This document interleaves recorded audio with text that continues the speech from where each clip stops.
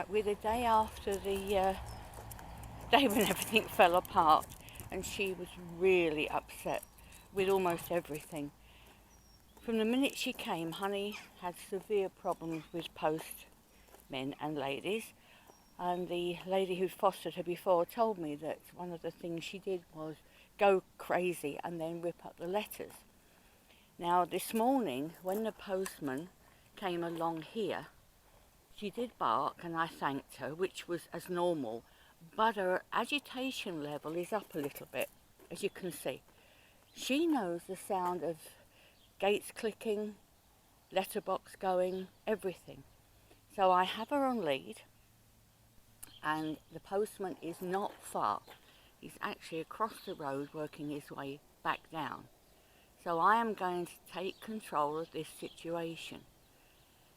The important thing here is to remember that anything to do with the 4 areas of survival, of which this is one, perceived danger, it really is important that we show the dog when they are concerned that this is no problem. Now our postman is actually waiting over there at the moment. I think he's knocked at the door to deliver something, but that doesn't matter. The main thing is my pulse rate must stay down. As you can see with Honey, she's definitely on the alert because she heard the noise of the gate and now it's stopped. So she's not sure whether it is him or not. You might see her licking her lips. I don't really care what she does. I know that what I'm going to do is stay calm and quiet. Yeah, he's actually leaving a note for the family, which is fine. And he's going to work his way along this road. And I am going to work with her until she relaxes. Because although this wall is high, in a determined mood, she could jump it. She's come too close to it before now for me to even dream of this. And, you know, post people are here to deliver our letters and parcels, not to be endangered by dogs.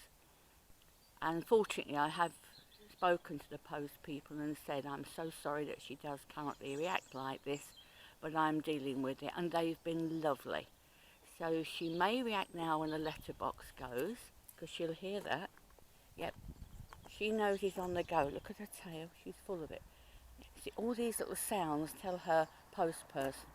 And somebody in her past has made this happen, and then others have just let it go on. So he's had 6 years of conditioning against this terror to her, and it's serious to her. You can see here. Now look, here she goes. And I want you to see her at her worst now. I mean, when she first came, it was harness and hang on for dear life. But I established A, B and thank you in the house. Now she's going to actually see him in a moment. And I will show you how to behave when this happens. You see, you can't... Thank you, Honey. I thank her for telling me. And because this is a long way from the house to the gate, she can see him now. She can see him now. Now, it is important that I show her how to behave, which is do nothing. And she's got to learn that. But at the moment, that's a little way off. That's how severe it can be. And as he's gone past, I just put her to work. I do some heel work. You see, she's learning her heel work. I'm really inviting her to see that I make the decisions, not her. Not her. I'm glad she showed you how that is so low key to what it was. But you see what I'm going to do? My pulse rate is down. I'm dealing with it in the responsible leadership way. She can still hear him going up and down, opening gates and putting letters through letterboxes. It's so easy for dogs to become so wound up about this.